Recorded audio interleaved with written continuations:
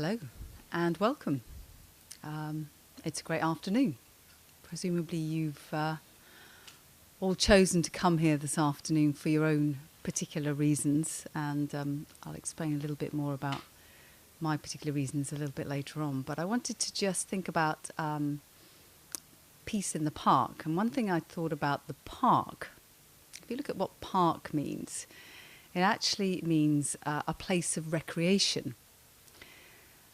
And if you think about the word recreation, it's a bit like the word recreation. And what I think we're trying to do here today and over the next few days is to ask people to look again, to recreate, to look again at who you already are and what you already have, your values, what you stand for, what has meaning in your life, what has purpose in your life, and perhaps just ask you to look again at what is already there, because we have a tendency sometimes to look outside of ourselves and say we don't have enough money, we don't have enough time, we don't have enough things, we're not tall enough or thin enough or beautiful enough. We're never enough.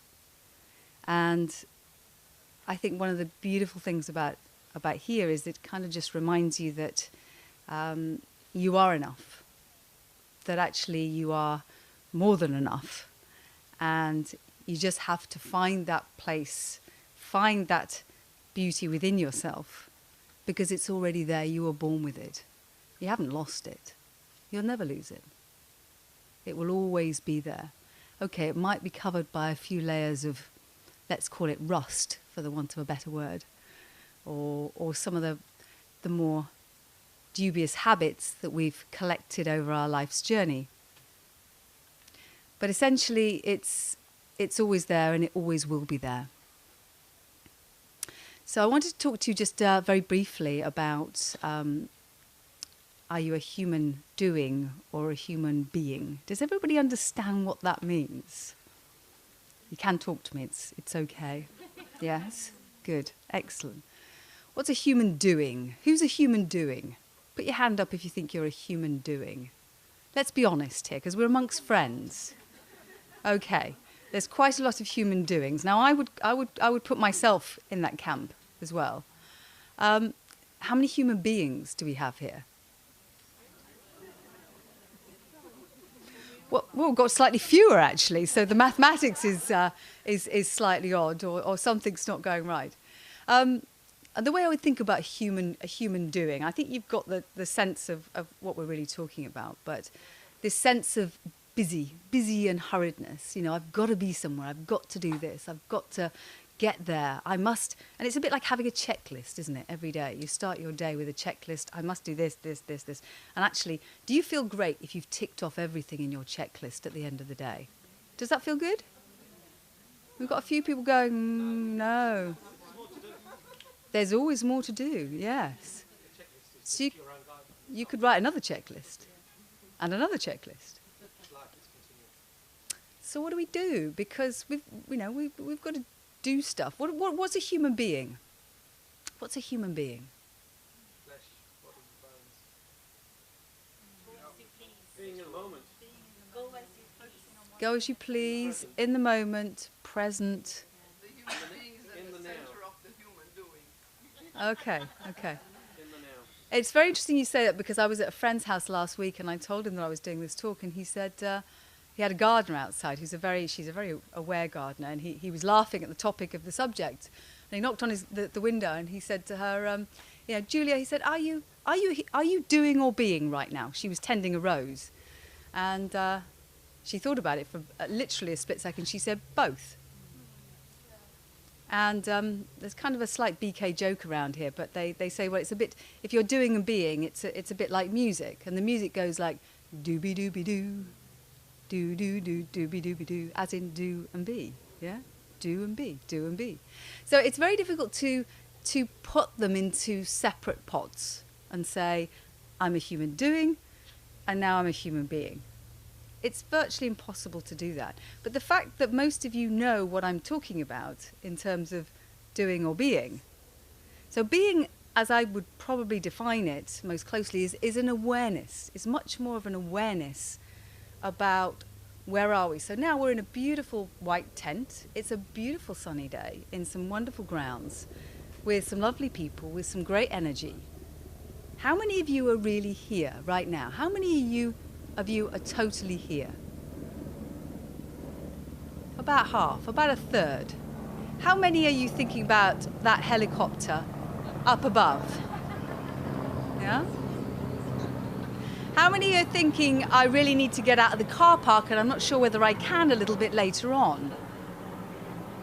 How many of you are thinking, oh, they don't have any decent meaty food here and I really need some of that? Yeah?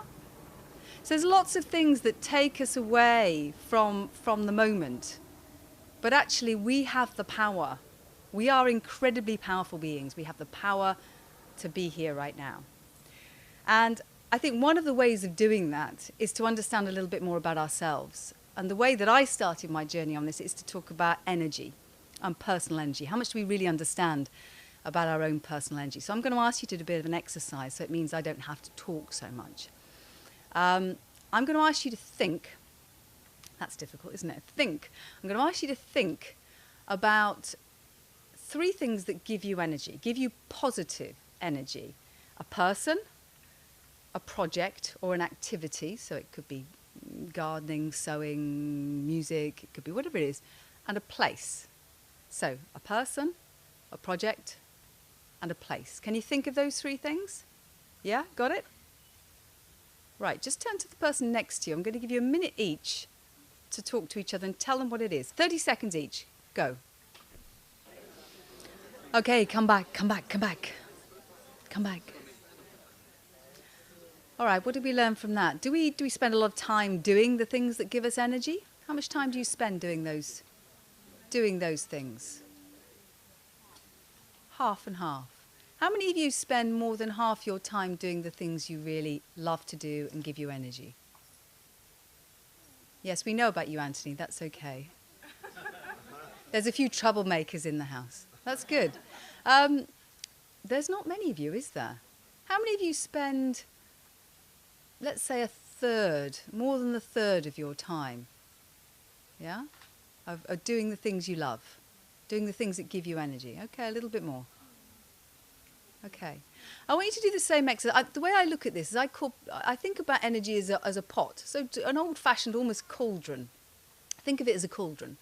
And think about all the things, who or what is filling your pot, right? Because it rhymes and it's nice.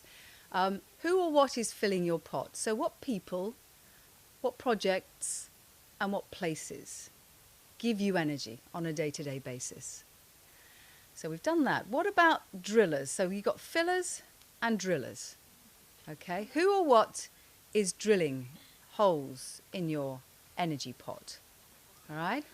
So think about, I mean, your parents or your children could be fillers and drillers. That's always possible. Not that I've done this exercise myself and talking from experience, but you can have the same person or activity which is a filler and a driller, depending on how it's done. So have a think very quickly now. Person, project, place. What are 3 things that drill holes in your positive energy pot? Have you got that? You don't have to think that hard, do you? No? Right, share that. You've got 30 seconds each to share, if you can do that now. Okay, come back. Come back. This is not a day-long seminar here. This is just a little bit of sharing, that's all. Okay, how was that? Can a few people just share a few things? What drains you of energy? Family. Family? All of your family, sir? Number 1. I think most people would say family. Okay. Just sometimes. Neighbours? Job? Bills? Yep. Waste thoughts? Very good.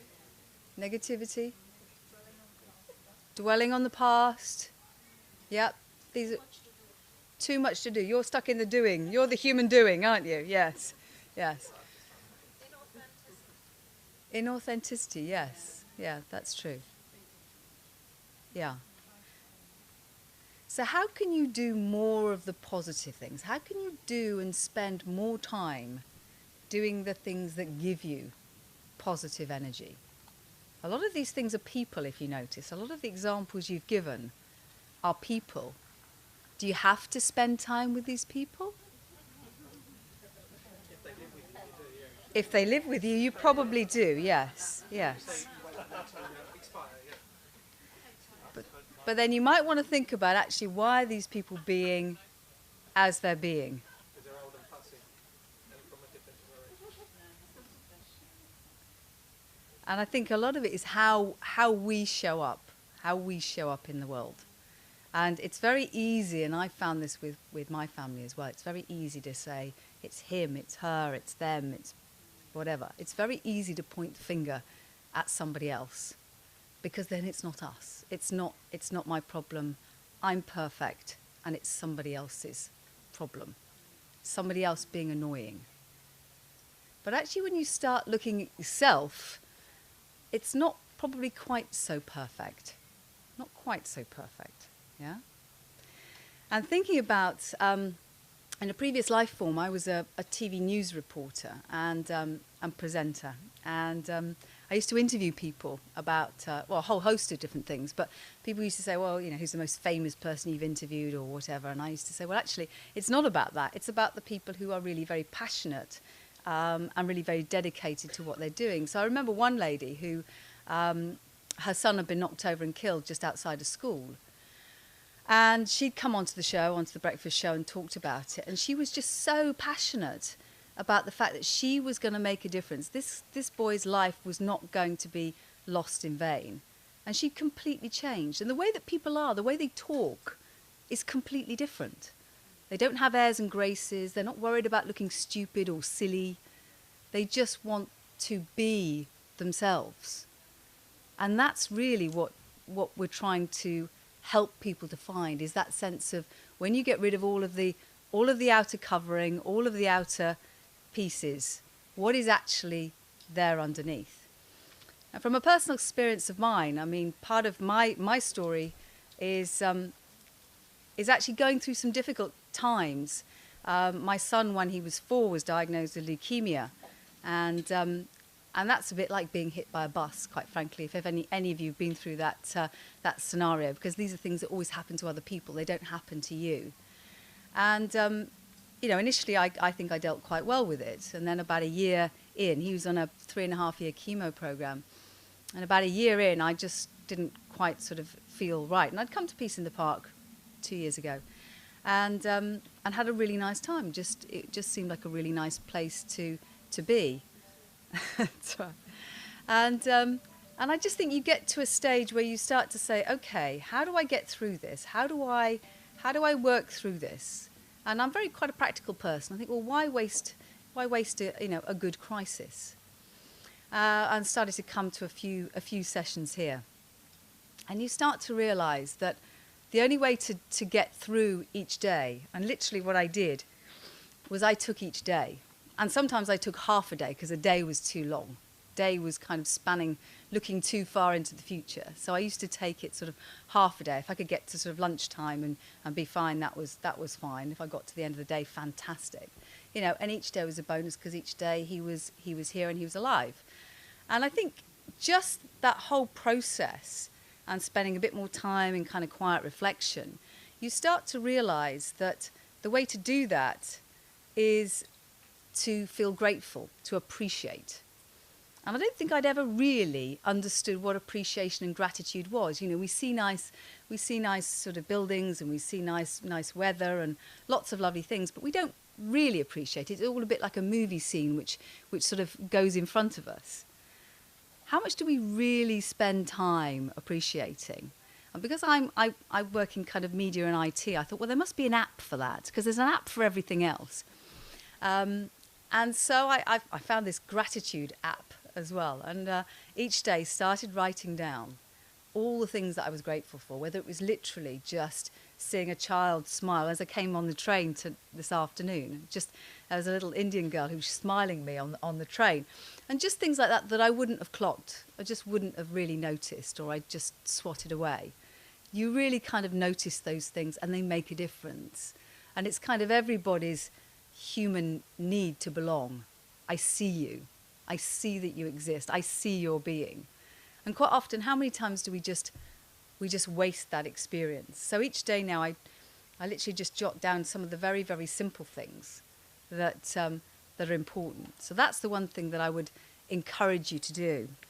And there's a lovely saying actually by a guy called, he's a Benedictine monk actually, Brother David Stendhal Rast, and he said the root of joy is gratefulness. It's not joy that makes us grateful. It's gratitude that makes us joyful. So it's a slightly different way round. It's looking at how do we start to feel a little more gratitude, because that's the way that we will find happiness, the way that we will find joy, is everything we need is right here. We don't need to search. We don't need to travel the world. Everything you have is right here, right now. And I thought about just ending with, because I was supposed to talk to you about enlightened enthusiasm, although I don't think I'm really qualified to talk about enlightened enthusiasm. But I thought of 4 E's, and because Anthony's here, he likes four of the same letter of things. So I thought E for eat well might be a good one. Think about perhaps eating a little less meat, maybe. I don't know if many of you eat quite a lot of meat, but that makes a big difference to your energy levels. Exercise is always a good thing. You know, keeping this vehicle going is quite important because it gets you from A to B and it makes you feel very good at the same time. So that's really important. E for exhale. Sometimes exhale is just, okay, maybe slightly collapsing and sleeping. Sleeping is very important. But actually exhale in terms of breathing and learning how to breathe is really important. There are many ways to breathe. As probably many of you know, but learning how to find a way to breathe which helps you is really, really important. And last and not least, emotions. And it's a massive subject, and I know I don't have very long to talk about this. But I just want you to kind of reflect and think about that you can actually affect your emotions. I know John was talking a little bit earlier about this, but, you know, he made me feel bad. She made me feel rubbish. Okay, those people can only make you feel bad if you allow them to make you feel bad. And it's about staying in your peace. It's about staying in your own space and staying centered. And there's a lot more I could say about this. But I just wanted to close with a lovely quote, and it's been quoted a lot, but I think it's very real. And it is that the fact that our deepest fear is not that we are inadequate. Our deepest fear is that we are powerful beyond measure. It's our light and not our darkness that frightens us most. We ask ourselves, who am I to be brilliant, gorgeous, talented, and fabulous? Actually, who are you not to be? You are a child of God. Thank you.